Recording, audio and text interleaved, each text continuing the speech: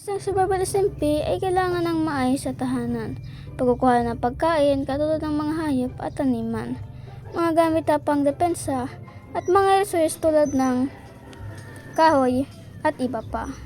Ngunit meron pa lamang tayong pansamantalang bahay. Kaya sa video ito, gagawa tayo ng taniman, i-upgrade ang base, at mangongolekta ng i-breed ng mga alagang hayop. Hello! Ako nga pa ito si Joy, ang inyong cute na prage. And welcome back sa ating channel. Shout nga pala sa mga channel to bago tayo magsimula. And special shoutout din sa mga taong ito. And nandito na naman tayo sa Unity SMP upang maglaro naman at gawin naman ang ating episode 2. So ano pang hinihintay nyo makapan? Kana, magsimula na tayo.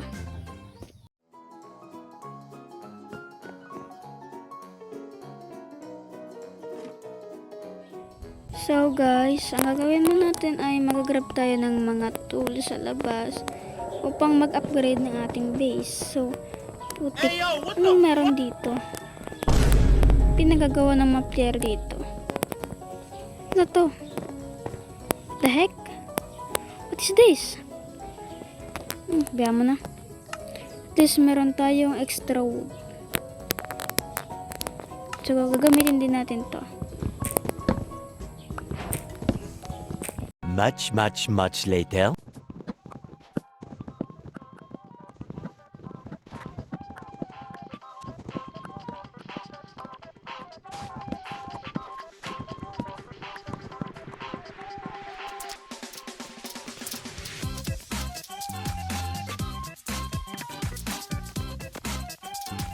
A few moments later. So, salamat and shoutout nga ulit kay si Jericho, kay Guy Puch, AJ and King sa pagbigay sa akin ng starter items. Kaya nilagay ko na rin ito sa aking secret chest. Okay.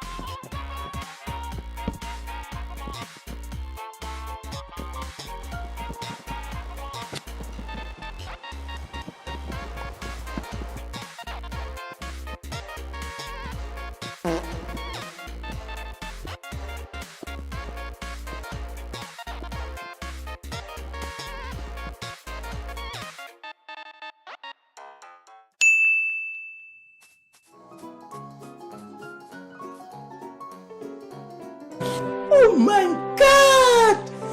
Wow!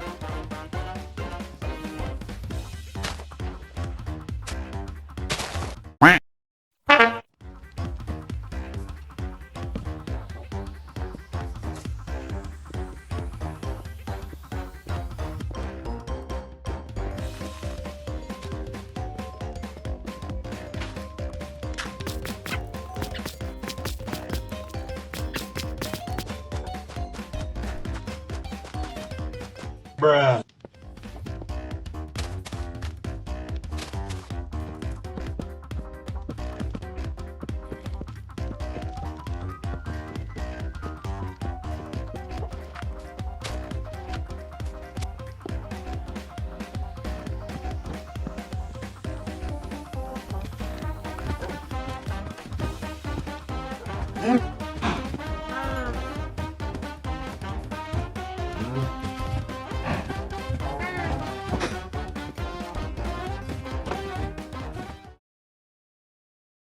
Wow.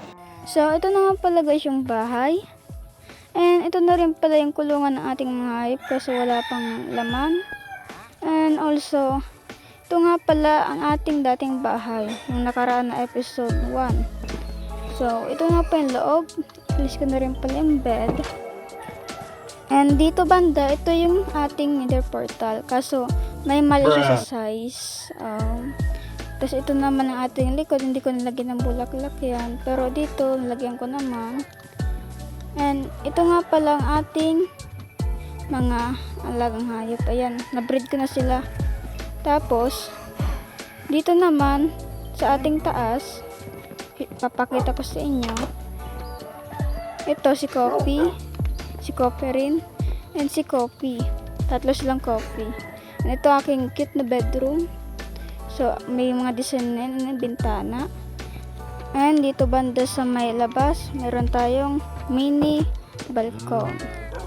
Ito nga pala yun. And dito banda, sa baba, meron tayong enchanted room, taniman.